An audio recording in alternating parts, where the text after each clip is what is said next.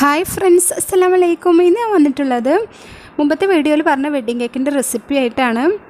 അപ്പോൾ ഇത് നല്ല ഈസി ആയിട്ട് തന്നെ നമുക്ക് ഉണ്ടാക്കിയെടുക്കാൻ പറ്റും. വീഡിയോയിലോട്ട് പോകാം. അതിന് മുമ്പായി ഈ ചാനൽ കണ്ടുകൊണ്ടിരിക്കുന്നവർ സബ്സ്ക്രൈബ് ചെയ്യാതെയാണ് കാണുന്നതെങ്കിൽ ഒന്ന് സബ്സ്ക്രൈബ് ചെയ്യാം. പിന്നെ അടുത്തുള്ള കുഞ്ഞു ബെല്ലൈക്കൻ ഉണ്ടല്ലോ, അതും കൂടി ഒന്ന് പ്രസ് ചെയ്താൽ ഞാൻ പുതുതായി വീഡിയോ അപ്ലോഡ് ചെയ്യുമ്പോൾ നിങ്ങൾക്ക് ഉടൻ തന്നെ നോട്ടിഫിക്കേഷൻ വരുന്നതായിരിക്കും. 1 കപ്പ് മൈദയാണ് ഇതിലേക്ക് എടുത്തിട്ടുള്ളത്. പിന്നെ 1 teaspoon baking powder, 1/2 teaspoon baking soda, 1/4 teaspoon ഉപ്പ്, 1 ടേബിൾ സ്പൂൺ മിൽക്ക് പൗഡർ. ഇതിലേക്ക് ഞാൻ പാല് ചേർത്ത് കൊടുക്കുന്നില്ല, അതിന് പകരമായിട്ടാണ് മിൽക്ക് പൗഡർ എടുത്തിട്ടുള്ളത്. ഇനി ഇത് നന്നായി ഒരു അരിപ്പയിലിട്ട് അരിച്ചെടുക്കണം. അരിച്ചെടുത്ത ശേഷം ഒരു സ്പൂൺ ഉപയോഗിച്ച് ഒന്ന് മിക്സ് ചെയ്തെടുക്കാം. 4 മുട്ട പൊട്ടിച്ച് ഒഴിച്ച് വെച്ചിട്ടുണ്ട്. ഇതിലേക്ക് 1 ടീസ്പൂൺ വനില എസൻസ് ഒഴിച്ച് കൊടുത്ത ശേഷം നന്നായിട്ട് പതഞ്ഞു വരുന്നത് വരെ ഒന്ന് ബീറ്റ് ചെയ്തെടുക്കണം. അപ്പോൾ നന്നായിട്ട് പതഞ്ഞ് വന്നിട്ടുണ്ട്. ഇനി ഇതിലേക്ക് 1 കപ്പ് പഞ്ചസാര പൊടിച്ചത് കൂടി ചേർത്ത് കൊടുക്കാം. കുറേശ്ശെ ഇട്ടിട്ട് വേണം കേട്ടോ ബീറ്റ് ചെയ്യാനായിട്ട്.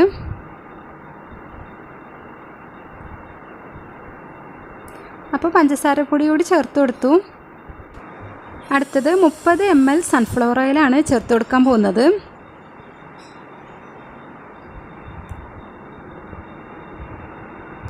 ഇനി അടുത്തത് നല്ല ചൂടുള്ള വെള്ളം അതേ കപ്പിൽ തന്നെ 30 ml എടുത്തിട്ടുണ്ട്. ഇതും കൂടി ചേർത്ത് നന്നായിട്ട് തന്നെ ഒന്ന് ബീറ്റ് ചെയ്തെടുക്കാം. ഇനി ഇതിലേക്ക് അരിച്ചു വെച്ച ഡ്രൈ ഇൻഗ്രീഡിയൻസ് കുറേശ്ശെയായിട്ട് ചേർത്ത് ഒന്ന് ബീറ്റ് ചെയ്തെടുക്കണം. അപ്പോൾ ബീറ്റ് ചെയ്തെടുക്കുമ്പോൾ ശ്രദ്ധിക്കേണ്ട കാര്യം എന്താണെന്ന് വെച്ചാൽ ഓവർ ബീറ്റ് ആവാൻ പാടില്ല, കേക്ക് ഹാർഡായി പോവും.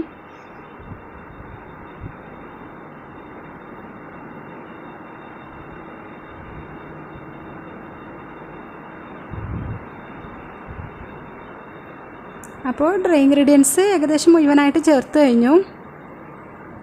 ഇനി നമുക്ക് ഒരു കേക്ക് ടിന്ന് 7 ഇഞ്ചിൻ്റെ കേക്ക് ടിന്നാട്ടോ ഞാൻ എടുത്തിട്ടുള്ളത്. ഇത് ഓയിൽ പുരട്ടി ഒന്ന് ബട്ടർ പേപ്പറൊക്കെ വെച്ച് ഒന്ന് മൈദപ്പൊടി ഇട്ട് ഒന്ന് ഡസ്റ്റ് ചെയ്തെടുത്തിട്ടുണ്ട്. ഇനി ഇതിലേക്ക് ഈ കേക്കിൻ്റെ മിക്സ് ഒഴിച്ചു കൊടുക്കാം.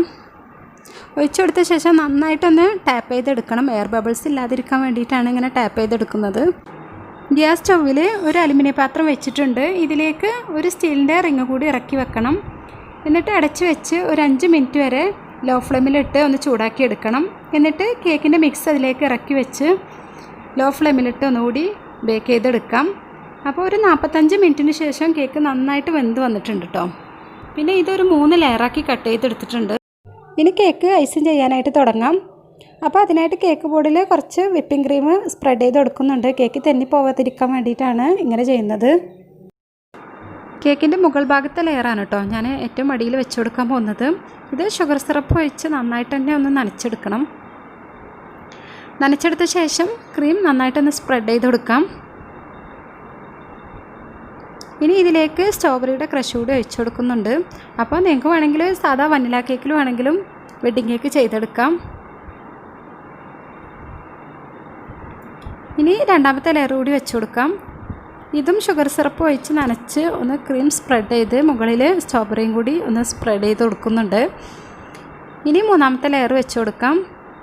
അപ്പോൾ ഏറ്റവും അടിയത്തെ ലെയർ ആയതുകൊണ്ട് തന്നെ ഇത് നല്ല ഷേപ്പില്ല ഒരു ലെയറായിട്ടാണ് മുകളിലുണ്ടാവുക. പിന്നെ ഒന്ന് കട്ട് ചെയ്ത് മാറ്റേണ്ട ആവശ്യമൊന്നുമില്ല. ഇനി സൈഡിലുള്ള ഹോൾസ് എല്ലാം ഒന്ന് അടച്ച് ഒന്ന് ക്രം കോട്ട് ചെയ്തെടുക്കണം. ഫ്രിഡ്ജിൽ ഒരു 10-15 മിനിറ്റ് വെച്ച് കേക്ക് നന്നായിട്ട് തന്നെ ഒന്ന് തണുപ്പിച്ചെടുക്കണം.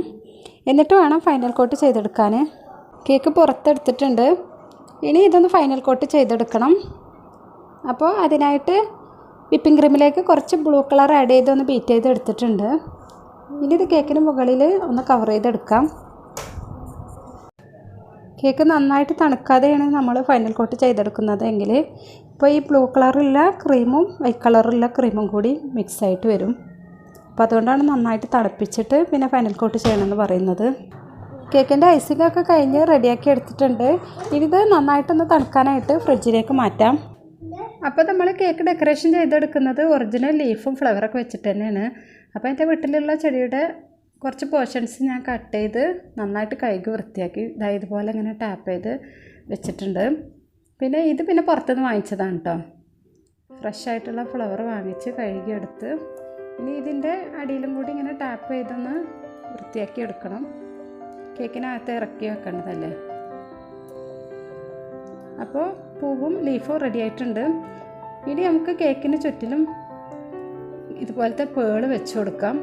അപ്പോൾ ഇതും കേക്കിൻ്റെ കടയിൽ നിന്നും വാങ്ങിക്കാൻ കിട്ടുന്നത് തന്നെയാണ്, നമുക്ക് കഴിക്കാനൊക്കെ പറ്റിയ പേള് തന്നെയാണിത്. ഇതും സൈഡിലൂടെ ഓരോന്നായിട്ട് വെച്ച് കൊടുക്കാം. അപ്പോൾ വലിയ പേളായതുകൊണ്ട് തന്നെ ഞാൻ അവിടെയും ഇവിടെയൊക്കെ ആയിട്ട് കുറച്ച് കേട്ടോ വെച്ച് കൊടുത്തിട്ടുള്ളൂ. ഇനി നമുക്ക് ഫ്ലവർ വെച്ച് കൊടുക്കാം. അപ്പോൾ പതുക്കെ ഓരോന്നായിട്ട് ഇങ്ങനെ ഫ്ലവർ കേക്കിനകത്തേക്ക് ഇറക്കി വെച്ച് കൊടുക്കാം.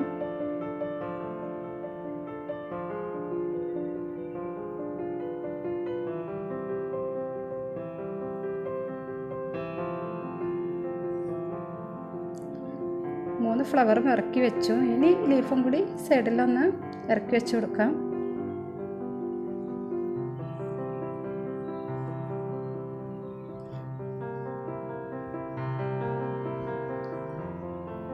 ഇനിയിപ്പോൾ ഈ ലീഫ് തന്നെ അല്ലെങ്കിലും നിങ്ങൾക്ക് ഇഷ്ടമുള്ള ലീഫ് തിരഞ്ഞെടുക്കാം കേട്ടോ.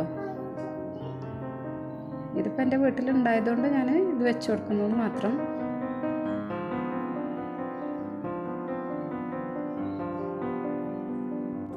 അപ്പോൾ ഫ്രഷ് ഫ്ലവറും ലീഫൊക്കെ വെച്ച് കൊടുത്തു. ഇനി നമുക്ക് വെക്കാനുള്ളത് ടോപ്പറാണ്. അപ്പോൾ വെഡ്ഡിങ് ആയതുകൊണ്ട് തന്നെ ഞാൻ ഇങ്ങനത്തെ ഒരു ടോപ്പറാണ് കേട്ടോ തിരഞ്ഞെടുത്തിട്ടുള്ളത്. നിങ്ങൾക്ക് വേണമെന്നുണ്ടെങ്കിൽ ഹാപ്പി വെഡ്ഡിങ് എന്നൊക്കെ എഴുതിയ ടോപ്പർ വാങ്ങിക്കാനായിട്ട് കിട്ടും. അപ്പോൾ ഇതും കൂടി വെച്ച് കൊടുത്തപ്പോൾ നമ്മുടെ കേക്ക് ഫിനിഷായിട്ടുണ്ട്. എൻ്റെ വീഡിയോ ഇഷ്ടമായിട്ടുണ്ടെങ്കിൽ ഒന്ന് ലൈക്ക് ചെയ്യുക, കമൻറ്റ് അറിയിക്കാം. പിന്നെ ഫ്രണ്ട്സ് റിലേറ്റീവ്സൊക്കെ ആയിട്ടൊന്ന് ഷെയർ ചെയ്യാം. അപ്പോൾ ഇൻഷാ അല്ലാഹ് വീണ്ടും മറ്റൊരു വീഡിയോ ആയിട്ട് വരുന്നത് വരേക്കും ബൈ.